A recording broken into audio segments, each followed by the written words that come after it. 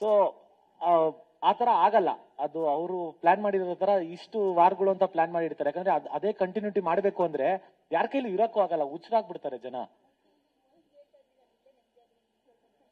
ನಾನು ಇವಾಗ್ಲೂ ಅದನ್ನೇ ಹೇಳ್ತಾರೆ, ನಾ ಅಲ್ಲೇ ನೆಮ್ಮದಿಯಾಗಿದ್ದೆ, ಇವಾಗ ಬಂದಿದ ತಕ್ಷಣ ಹಿಂಸೆ ಕೊಡ್ತಾವಳು ನನ್ಗೆ. ಸ್ಟಾರ್ಟ್ ಮಾಡ್ಬಿಟ್ಟಳ, ನಾನು ಬರ್ತೀನಿ ಅಂದ್ಲು, ಹೊಡೆದಾಕ್ಬಿಡ್ತೀನಿ ಅಂದೆ. ತಿರ್ಗಾ ನಾನು ಆರಾಮಾಗಿ ಹೋಗಿ ಬರ್ತೀನಿ ಇದು ಮನೇಲಿ ಅಂದ್ಬಿಟ್ಟು ನಾನು ಬಂದೆ. ರಜತ್ ಅವ್ರೆ,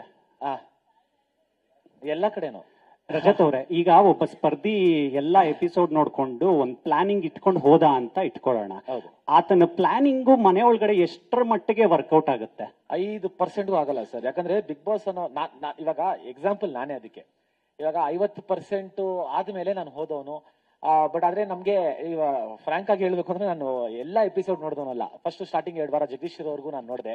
ಜಗದೀಶ್ ಹೋದ್ಮೇಲೆ ಸ್ವಲ್ಪ ಬೋರ್ ಆಯ್ತು, ಸೈಲೆಂಟ್ ಆದೆ. ಅದಾದ್ಮೇಲೆ ನಾನು ಹೋಗ್ಬೇಕು ಅಂತ ನನಗೆ ಮಾತುಕತೆ ಬಂದಾಗ ಇನ್ನ 2 ಎಪಿಸೋಡ್ ಹಿಂದೆಗಡೆ ನಾನು ನೋಡಿದ್ದೆ.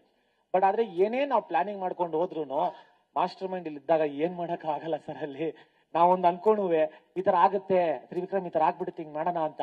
ಅಲ್ಲಿ ನೋಡಿದ್ರೆ ಟಾಸ್ಕ್ ಬೇರೆ ತರ, ಇಲ್ಲ ಈ ತರ ಮಾಡೋಣ ಅಂತ ಅನ್ಕೊಂತ ಇದ್ವಿ. ಈ ತರ ನಾವು ಹೆಂಗಾಗ್ಲಿ ಫೈನಲ್ ಹೆಂಗಾಗ್ಬಿಟ್ವಿ ಅಂದ್ರೆ ನಾವ್ ಏನು ಮಾತಾಡೋದೇ ಬೇಡ, ಏನಾದ್ರು ಇದ್ರೆ ಮನ್ಸಲ್ಲಿ ಇಟ್ಕೊಂಡ್ಬಿಡಲ್ಲ, ಓಪನ್ ಆಗಿ ಮಾತಾಡ್ಬಿಟ್ರೆ ಅಲ್ಲಿ ಬೇರೆ ತರ ತಿರುಗಿಸ್ಬಿಡ್ತಾರೆ, ಬೇಡವೇ ಬೇಡ ಅನ್ನೋ ತರ ಆಗೋಗಿತ್ತು. ಎಷ್ಟೋ